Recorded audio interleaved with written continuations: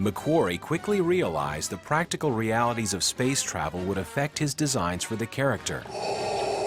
His solution would come to be one of Darth Vader's most sinister traits. He's going to have to come from one spacecraft, and they're going to blow a hole in this tunnel and come into this other spacecraft. I started to get worried about him having to cross this space in a vacuum without a spacesuit. So George kind of reluctantly said, well, go ahead and give him some sort of breathing mask. Like everything I was doing, we said we'd get to a certain point and he'd say, okay, that's fine. Let's go on to something else.